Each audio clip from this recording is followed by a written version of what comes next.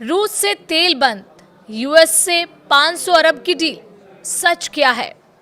सोमवार 2 फरवरी को भारत और अमेरिका ने नए व्यापार समझौते यानी ट्रेड डील की घोषणा की।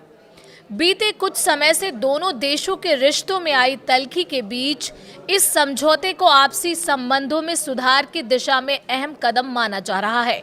हालांकि इस डील की शर्तों और समय सीमा को लेकर अब तक बेहद सीमित जानकारी ही सार्वजनिक की गई है। नमस्कार, आप देख रहे हैं न्यूज़ 18 राजस्थान का डिजिटल चैनल और आपके साथ मैं हूं वंदना त्यागी। और आज इस वीडियो में हम बात करेंगे उन सवालों की जो इस डील के होने के बाद से उठ रहे हैं। मंगलवार की बात करें तो मंगलवार शाम भारत के वाणिज्य और उद्योग मंत्री पीयूष गोयल ने कहा था कि अमेरिका के साथ ट्रेड डील को लेकर अंतिम दौर की बातचीत जारी है और समझौते के ब्यौरे तय किए जा रहे हैं। दूसरी तरफ अमेरिकी राष्ट्रपति डोनाल्ड ट्रंप ने सोशल मीडिया पर इस डील को लेकर कई दावे किए, लेकिन प्रधानमंत्री नरेंद्र मोदी या भारत सरकार की तरफ से उन पर अब तक कोई साफ प्रतिक्रिया सामने नहीं आई है। यही वजह है कि समझौते को लेकर कई अहम सवाल खड़े हो गए हैं, जिनके जवाब फिलहाल साफ नहीं है। पहला सवाल ये कि क्या भारत वाकई रूस से तेल खरीदना बंद करेगा? राष्ट्रपति ट्रंप का दावा है कि भारत रूस से तेल खरीदना बंद करने और अमेरिका से तेल आयात बढ़ाने पर सहमत हो गया है। उन्होंने ये भी कहा कि भारत वेनेजुएला से भी तेल खरीद सकता है। हालांकि भारतीय पक्ष की तरफ से इन दावों की अब तक कोई आधिकारिक पुष्टि नहीं की गई है। ऐसे में सवाल उठता है कि क्या ये सिर्फ राजनीतिक बयानबाजी है? अमेरिका की तरफ से बड़े बड़े दावे किए जा रहे हैं, जबकि भारत सरकार इस मुद्दे पर चुप्पी साधे हुए है। अब तक भारत का आधिकारिक रुख यही रहा है कि वो अपनी ऊर्जा सुरक्षा का निर्धारण खुद करेगा। सरकार पहले ही साफ कर चुकी है कि अगर रूस से सस्ता तेल उपलब्ध होता है तो भारत वहां से खरीद करेगा।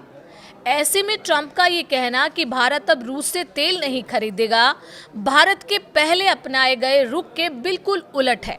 इसका मतलब ये निकलता है कि अमेरिका भारत को ये तय करने की कोशिश कर रहा है कि वो अपनी ऊर्जा सुरक्षा कैसे सुनिश्चित करे। इसे एक बड़े समझौते या समझौते की कीमत के तौर पर देखा जा रहा है।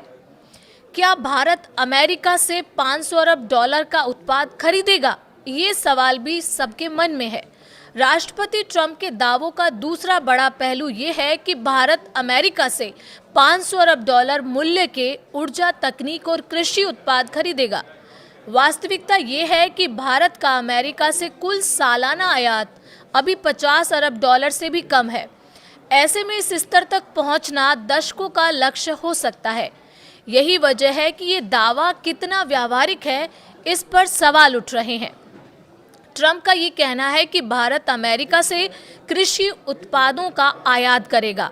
बेहद अहम माना जा रहा है उनका ये बयान। लेकिन प्रधानमंत्री नरेंद्र मोदी ने 15 अगस्त को साफ शब्दों में कहा था कि किसानों के हितों से कोई समझौता नहीं किया जाएगा। इससे कृषि क्षेत्र से जुड़े लोगों को ये भरोसा मिला था कि अमेरिकी कंपनियों का दबाव इस सेक्टर पर नहीं पड़ेगा और छोटे किसानों की आजीविका सुरक्षित रहेगी। ये मुद्दा सिर्फ व्यापार का नहीं बल्कि देश की खाद्य सुरक्षा से भी जुड़ा हुआ है। 60 के दशक में भारत अमेरिकी आयात पर निर्भर था, जिससे अमेरिका का प्रभाव बढ़ा। वर्षों की मेहनत के बाद भारत आज आत्मनिर्भर बना है। ऐसे में अगर इस आत्मनिर्भरता पर आंच आती है तो ये गंभीर चिंता का मुद्दा है। अमेरिका की कृषि सचिव के बयान पर भी ध्यान दिया जा रहा है, जिसमें उन्होंने कहा है कि भारत को निर्यात से अमेरिकी किसानों को बड़ा फायदा होगा। इससे साफ संकेत मिलता है कि इस डील से अमेरिकी कृषि लॉबी को लाभ पहुंचने की कोशिश की जा रही है।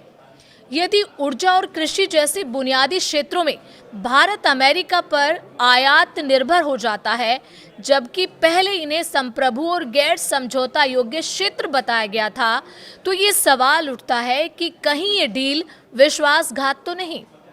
इस बीच पीयूष गोयल ने साफ किया है कि एग्रीकल्चर और डेयरी जैसे संवेदनशील क्षेत्रों को डील में संरक्षण दिया गया है और अंतिम सहमति बनते ही सभी विवरण सार्वजनिक किए जाएंगे।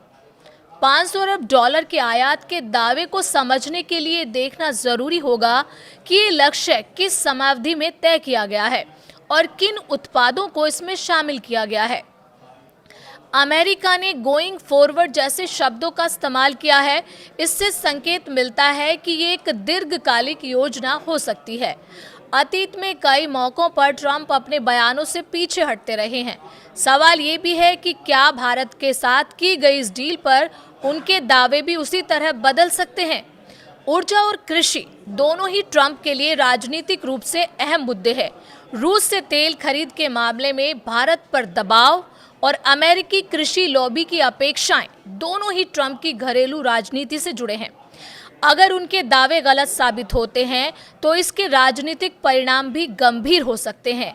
और तीसरा और अहम सवाल जो लोगों के मन में उठ रहा है वो ये कि क्या भारत अमेरिका पर सभी टैरिफ और गैर टैरिफ बाधाएं हटाएगा। ट्रंप ने अपने सोशल मीडिया पोस्ट में ये भी कहा है कि भारत अमेरिकी उत्पादों पर सभी टैरिफ और गैर टैरिफ बाधाओं को शून्य कर देगा। हालांकि भारत सरकार की तरफ से अब तक किसी भी आधिकारिक बयान ने इसकी पुष्टि नहीं की है। भारत परंपरागत रूप से कृषि, जीएम खाद्य उत्पादों और अन्य संवेदनशील क्षेत्रों में विदेशी आयात को लेकर सतर्क रहा है। अब तक भारत का रुख ये रहा है कि विकसित देशों पर अधिक और विकासशील देशों पर कम टैरिफ लगाया जाना चाहिए, लेकिन मौजूदा बयानों से ये संतुलन उलटता हुआ दिख रहा है। ट्रंप के सत्ता में आने से पहले भारतीय उत्पादों पर अमेरिका में औसतन 2.5% टैरिफ लगता था, जो अब बढ़कर 18% हो गया है। यदि भारत अमेरिका पर अपना टैरिफ शून्य कर देता है तो ये भारत के लिए घाटे का सौदा साबित होगा। वित्त मंत्री पहले ही एमएसएमई सेक्टर को समर्थन देने की बात कह चुकी हैं। ऐसे में अगर बाजार पूरी तरह खोल दिया जाता है तो छोटे और मझले उद्योगों को बड़ा नुकसान हो सकता है। इसके साथ ही दो अहम सवाल बने हुए हैं। पहला, किन उत्पादों पर जीरो टैरिफ लागू होगा और क्या इसमें सेवाएं भी शामिल होंगी। दूसरा, इसे लागू करने की समय सीमा क्या होगी, 6 महीने, 1 साल या कई साल। इन सभी सवालों के जवाब डील की फाइनल प्रिंट में छिपे हैं, जो फिलहाल सार्वजनिक नहीं हुई है। इसके बावजूद पूर्व राजनयिक मोहन कुमार का मानना है कि समझौता भू राजनीतिक दृष्टि से बेहद अहम है, खासकर इसलिए क्योंकि ये यूरोपीय संघ के साथ हुए फ्री ट्रेड एग्रीमेंट के तुरंत बाद सामने आया है।